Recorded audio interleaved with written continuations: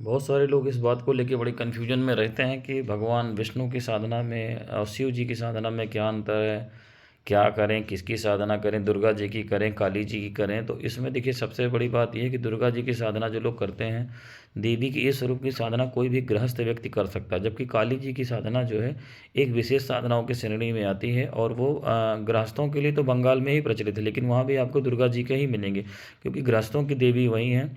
काली वैराग्य की मोक्ष देने वाली देवी हैं और तंत्र विद्या में उनका ज़्यादा प्रयोग है। जबकि दुर्गा जी की जो है पूजा कुल देवी के रूप में भी होती है और गृहस्थों के द्वारा होती है। तो ये इनका देवियों का क्रम हुआ। इसी क्रम में अब भगवान विष्णु की पूजा जो है वो वैष्णव संप्रदाय की पूजा साधना है।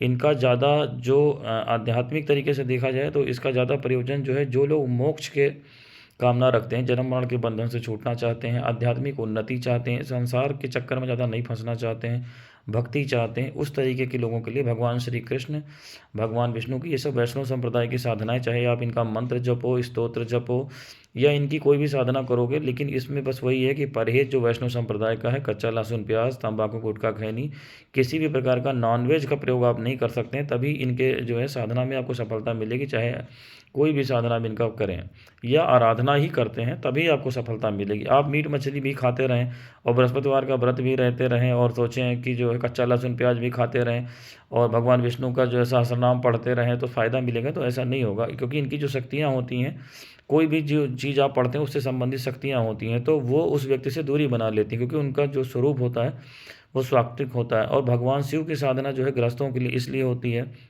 कि उनकी साधना में परहेज नहीं है। कोई भी जो है व्यक्ति उनकी साधना आराधना कर सकता है और जो है उनका काम जो है संहारात्मक है। यानी आज का जो समय है उसमें आदमी समस्याओं से ग्रसित है और समस्या का जो संहार करने वाले भगवान शिव हैं, चाहे आप तंत्र मंत्र में फंसे हो, ग्रह गोचर में फंसे हो, किसी भी बवाल में फंसे हुए हो।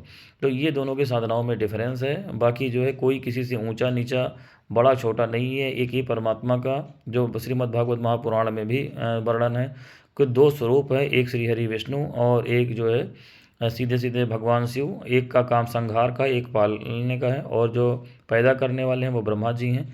तो जो एक विराट पुरुष की उसमें व्याख्या की गई है श्रीमद् भागवत महापुराण में कि एक विराट पुरुष है जिसका सर से लेकर पैर तक का वर्णन है। तो सत्यलोक को उसका जो है सर के दर्जे पे माना जाता है और पाताल लोक को पैर के दर्जे पे। तो उस विराट पुरुष के तीन स्वरूप हैं, इसीलिए दुर्गा सप्तमी में भी देवी के तीन स्वरूप हैं, महाकाली, महालक्ष्मी, महासरस्वती।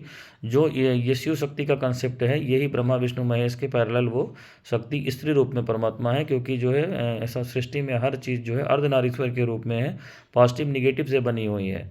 इसीलिए कहा जाता है कि बिना शक्ति के शिव जो है शव है। तो ये डिफरेंस है कि शिव जी की साधना में आपको परहेज नहीं करना है और समस्याओं से ग्रसित होने में करेंगे, और बाकी विष्णु जी का मैंने आपको बताया और देवी के स्वरूप का बताया। मैं समझता हूँ जनरल जानकारी इतनी आपके लिए पर्याप्त है। कुछ विशेष पूछना हो तो कमेंट में पूछ सकते हैं। हरिओम।